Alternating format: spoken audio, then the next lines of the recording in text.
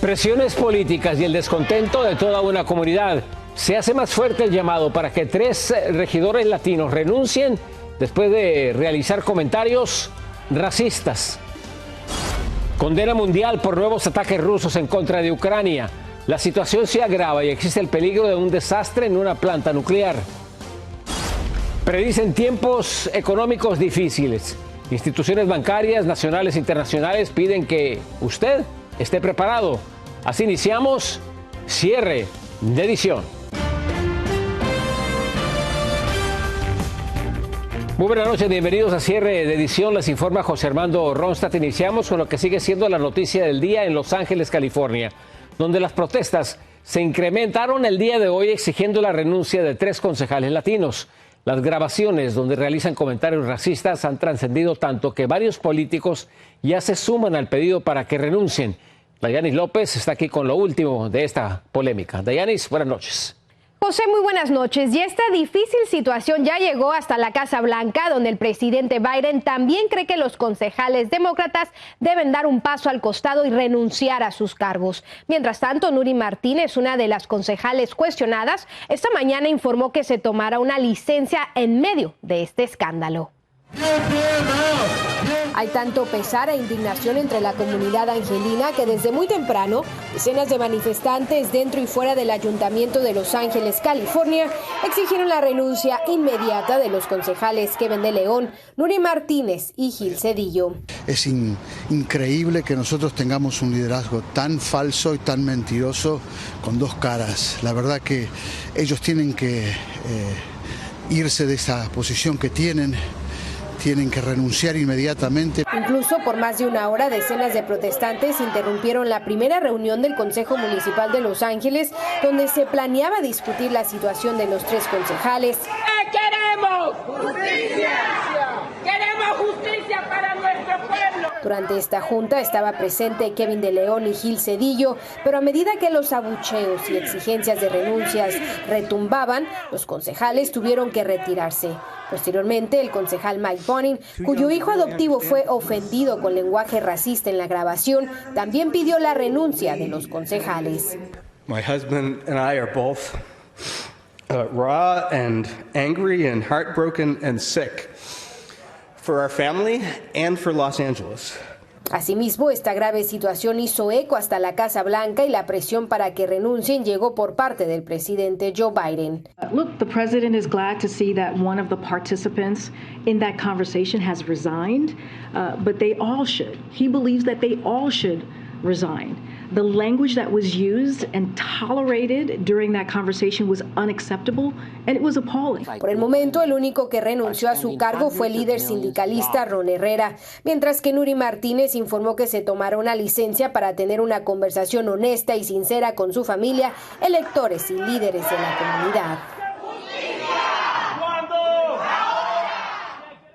Y aún es incierto el futuro de los concejales Nury Martínez, Kevin de León y Gil Cedillo. Este último ya está a punto de jubilarse, pero a los otros 2 funcionarios públicos, si no renuncian, aún les quedan 2 años en el cargo, por lo que se prevén más protestas. José.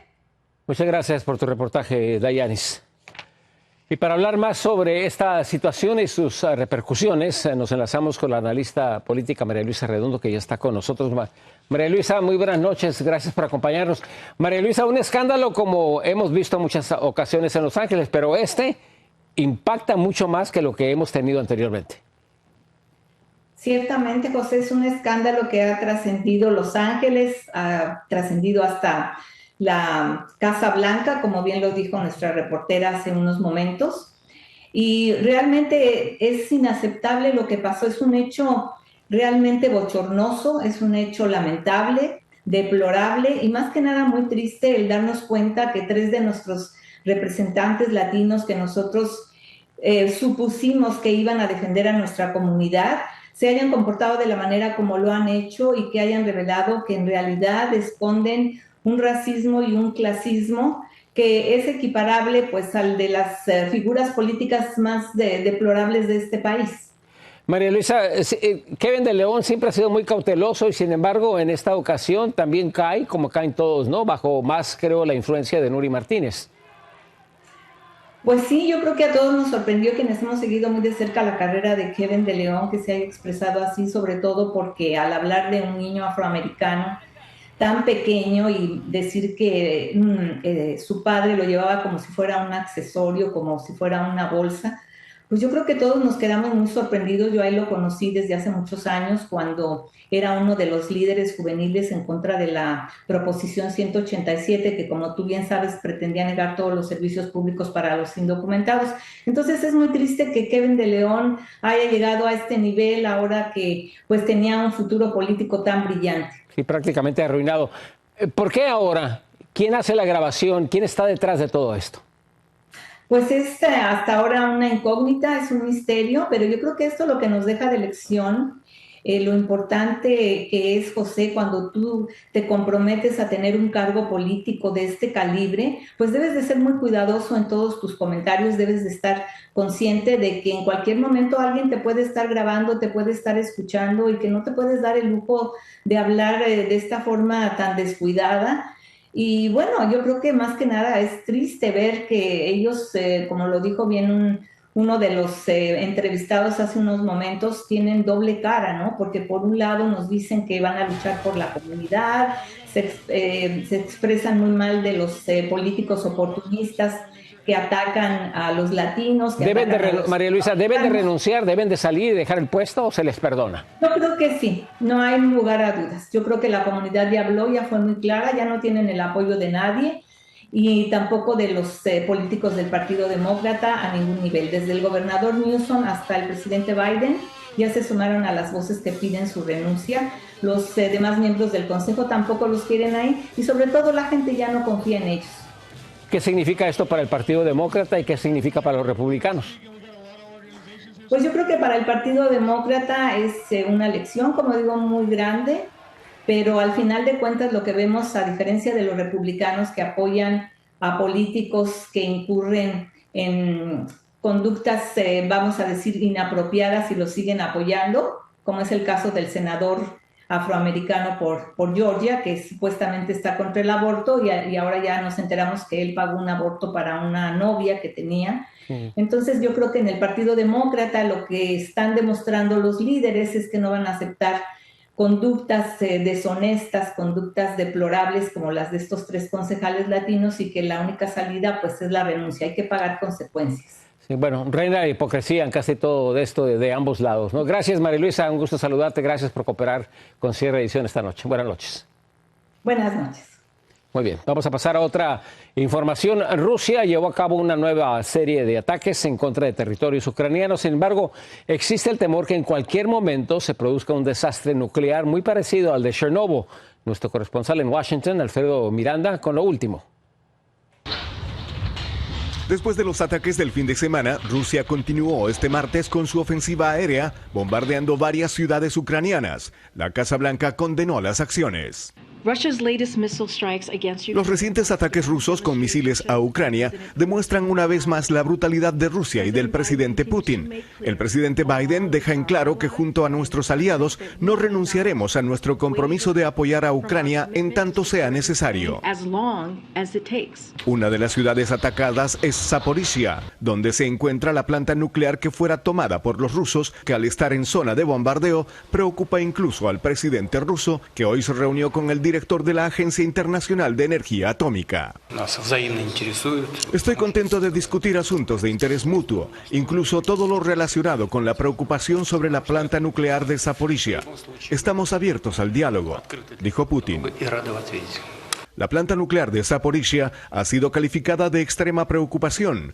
Cualquier error de cálculo podría ocasionar una explosión que tendría consecuencias similares a las de Chernóbil. Así lo advirtió el propio director de la AIEA ante la ONU. Estamos jugando con fuego y algo demasiado catastrófico podría ocurrir. Por eso, en nuestro reporte proponemos el establecimiento de una zona de protección y seguridad nuclear limitada al perímetro y la planta misma. Mientras los servicios ucranianos de emergencia seguían con su trabajo de primeros auxilios, el presidente Volodymyr Zelensky fue parte de la cumbre virtual del G7, al que pidió apoyo con sistemas antiaéreos para contrarrestar los ataques rusos. El presidente Biden discutió discutió con los aliados del G7 sobre qué más pueden hacer en conjunto para priorizar capacidades de defensa aérea para Ucrania, algo que fue y continuará siendo una prioridad para Estados Unidos. Por otra parte, se espera que mañana la ONU lleve adelante la votación sobre la resolución de condena por los territorios ucranianos anexados, que no tiene validez según el derecho internacional. Desde Washington, Alfredo Miranda, Noticias Estrella TV. En Pensilvania, más de 20 niños han sido hospitalizados de emergencia. Una fuga de gas en su centro de cuidado infantil puso sus vidas en peligro. María Teresa Sarabia nos tiene la información. Una verdadera tragedia estuvo a punto de ocurrir esta mañana en Pensilvania luego de que decenas de niños y varios adultos tuvieron que ser trasladados de emergencia a hospitales de Allentown debido a una peligrosa fuga de monóxido de carbono en una guardería.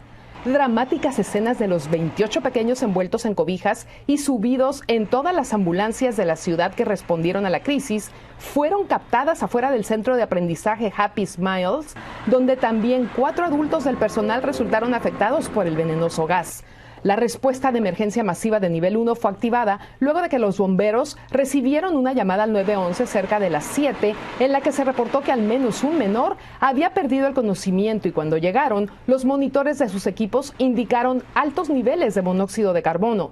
Los padres de familia fueron notificados de inmediato y se congregaron angustiados fuera del centro infantil, mientras que una guardería cercana abrió sus puertas para recibir al resto de los niños que fueron desalojados. Los 28 pacientes fueron llevados a 4 hospitales y se informó que todos se encuentran en condición estable, pero continúan siendo monitoreados por los médicos. Investigaciones preliminares señalan que el problema fue causado por un desperfecto en una unidad de calefacción y un sistema de ventilación bloqueado. Además, se descubrió que las instalaciones no cuentan con un detector de monóxido de carbono. Apenas el mes pasado se aprobó una legislación para requerir a todos los centros de cuidado infantil instalar este tipo de detectores. Y el director de la guardería declaró que antes del incidente ya tenían planes para instalar uno. En Estados Unidos, más de 400 personas mueren y unas 4,000 son hospitalizadas cada año por inhalar ese gas, según estadísticas de los Centros para el Control y Prevención de Enfermedades. María Teresa Sarabia, Noticias Estrella TV. Sigan con nosotros, vamos a una pequeña pausa comercial. Los desastres de la tormenta Julia, el saldo trágico que deja en Centroamérica, se acentúa. Expertos en economía le piden a la gente que estén preparados. Los meses que vienen serán muy difíciles.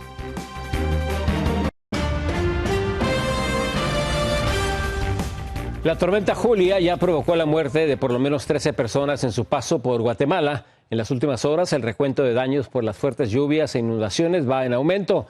Nuestro corresponsal José Flores nos tiene todos los detalles. Centenares de familias se encuentran incomunicadas y viviendo en medio de sus casas inundadas luego del paso de la tormenta tropical Julia, que ha dejado varios muertos en todo el país y más de 400,000 personas damnificadas, muchas de ellas que han perdido sus viviendas y no han recibido ayuda. Asunto del alcalde, ni Conred, nada, ha venido a supervisar aquí, que ha venido a hablar, nada, no vemos nada. Por eso le digo a mi familia, pues vamos a ver en dónde, si en caso no hay nada, pues más que trasladar en una área donde podemos alquilar. Las brigadas no se dan abasto para poder rescatar a cientos de familias que se encuentran desamparadas en sus casas, ya que los ríos siguen desbordados y el nivel del agua ha subido de forma preocupante. Hace como una hora pues vine aquí en el hogar de mi familia, que están en lo más bajo, pues ha subido un nivel bastante, en transcurso como de una hora ha subido un nivel bastante. En muchos lugares la comida se terminó y algunas personas han recibido alimentos, los cuales tienen que cocinar en la calle porque sus casas se encuentran totalmente colapsadas. Nos vinieron a dejar huevos, nos vinieron a dejar frijol, vamos a cocinar ahorita para las familias afectadas porque acá estuvimos aislados todo el día. Lo que había en la tienda se desabasteció porque todos fuimos a comprar a la tiendita, ¿verdad? Decenas de poblados han quedado inundados e incomunicados, lo cual fue comprobado por el mismo presidente Alejandro Yamatei, quien sobrevoló en un helicóptero las áreas afectadas. Seguimos sobre el río Motagua. En este momento vamos viendo cómo la crecida del río está al borde, está a su máximo. y vemos cómo el río se ha ido metiendo a diferentes lugares. Debido a que las lluvias continúan, los ríos siguen desbordados y se siguen produciendo deslaves, se teme que la cifra de muertos pueda aumentar luego del furioso paso de la tormenta Julia por este país. En Guatemala, José Flores, Noticias Estrella TV. Tenemos más noticias después de una pequeña pausa comercial. Advierten sobre la llegada de un difícil panorama económico. Expertos aconsejan cómo prepararse. Y la difícil realidad de miles de mexicanos cada vez se endeudan más con tarjetas de crédito solamente para poder sobrevivir.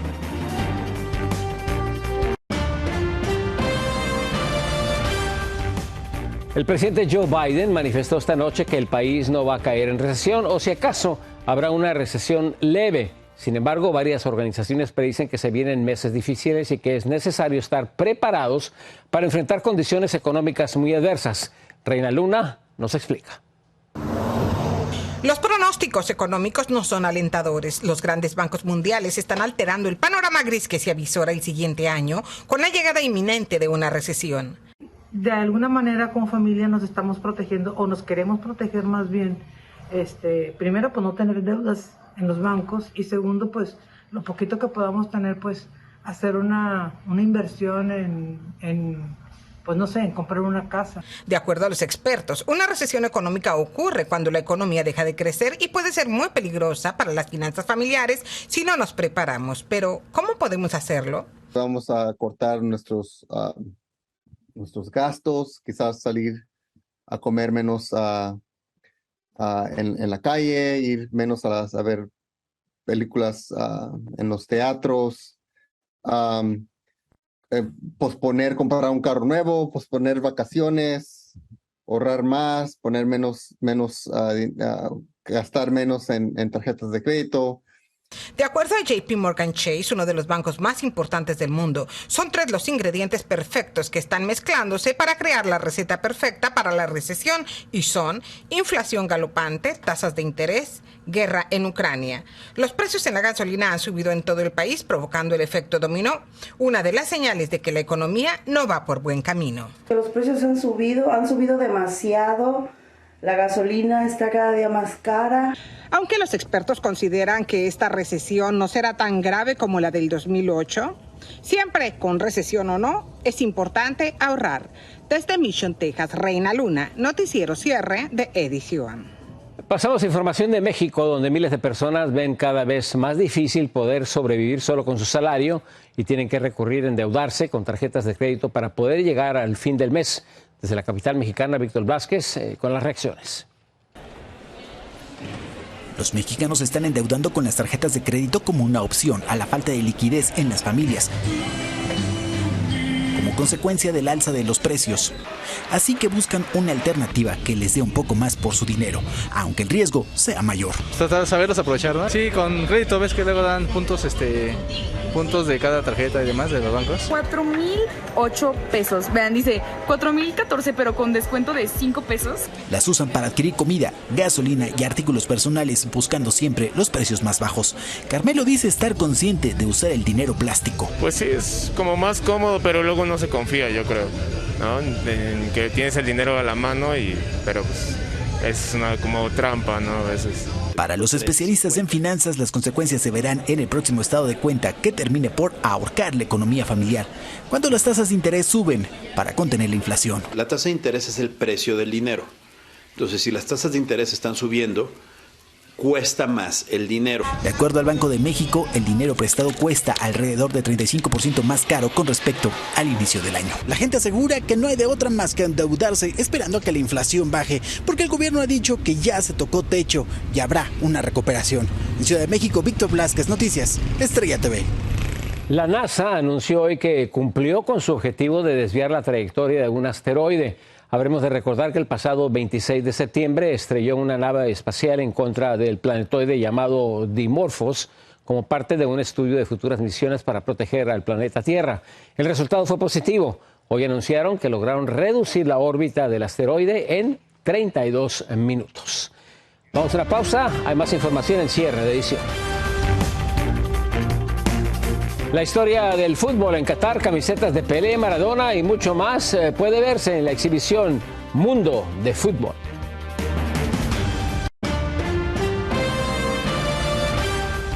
Vamos a Qatar, donde para deleite de los amantes del balompié ya abrió sus puertas a la exhibición conocida como Mundo de Fútbol. Desde hoy y durante 6 meses, los fanáticos podrán recorrer el Museo Olímpico de Deportes en esa ciudad para ver el balón con el que se jugó el primer mundial en 1930 en Uruguay y camisetas de los grandes gigantes como Pelé y Maradona, entre muchos otros artículos históricos, esto en exhibición ya desde hoy. Muy buenas noches, gracias por acompañarnos. Yo soy José Armando Ronstadt. Contamos con su sintonía el día de mañana, si usted nos lo permite.